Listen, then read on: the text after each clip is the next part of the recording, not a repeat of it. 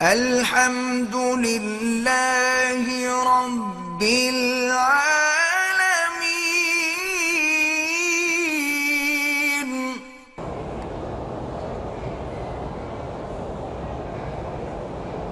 میری شادی کے چند مہینے کے بعد بیوی کو حمل ہوا، لیکن بچے کی دھڑکن نہ ہونے کی وجہ سے ضائع ہو گیا۔ اللہ پاک آپ کو اولاد صالح عمر دراز عطا فرمائیں۔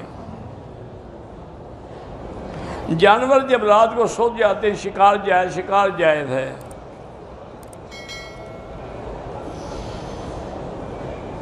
کہتے جی ابو جہل کی تو داڑھی بھی تھی، وہ کون سی سنت پہ عمل کر، سکھ کون سی سنت پہ عمل کرتے ہیں؟ یہ مسئلہ تم بتا دینا، ابو جہل کا میں بتا دوں گا۔ تمہیں کیا پڑی ہوئی ہے ابو جہل کی داڑھی کے ساتھ؟ تم ابو جہل کی داڑھی دیکھ کے داڑھی رکھو گے یا حضور محمد مصطفیٰ کی داڑھی دیکھ کے رکھو گے؟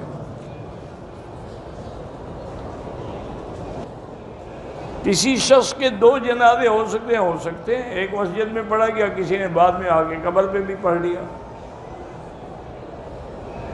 قبر سے عذاب سے بچنے کا طریقہ توبہ کرنا ہے، استغفار کرنا ہے اور اپنے آپ کو گناہوں سے بچانا ہے۔ حالت جنابت میں اگر وہ ذکر اللہ کر سکتے ہیں۔ مکہ شریف میں ہر وقت جنازہ ہوتا ہے، ہم جنازہ دعا نہیں آتی تو کوئی بات نہیں، امام کے پیچھے کھڑے رہیں اور صرف تکبیریں کہتے رہیں، اللہ اکبر وہ ہو جائے گا۔ لیکن یاد بھی تو کرو کوشش۔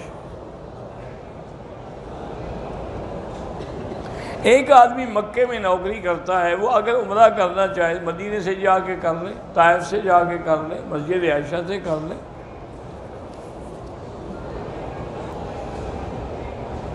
میرے پاس کعبۃ اللہ کے غلاف کا ایک چھوٹا سا ٹکڑا ہے، فریم کر کے گھر میں لگا دوں، کوئی بات نہیں۔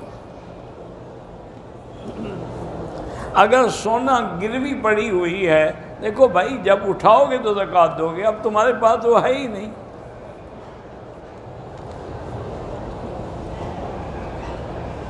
کہتے ہیں کہ بی بی عائشہ سوئی ڈھونڈ رہی تھی، تو یہ حدیث تو نہیں ہے، البتہ اس میں کوئی شک نہیں کہ جب حضور گھر میں آتے تھے تو گھر منور روشن ہو جاتا تھا۔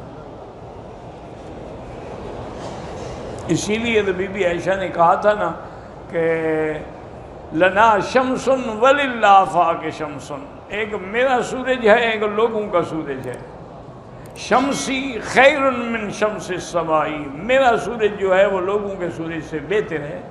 شمس الآفاق تطلع بعد فجر، سورج جو ہے وہ تو صبح کو نکلتا ہے، وشمسی تطلع بعد العشاء، میرا سورج عشاء کے بعد بھی چمکتا ہے۔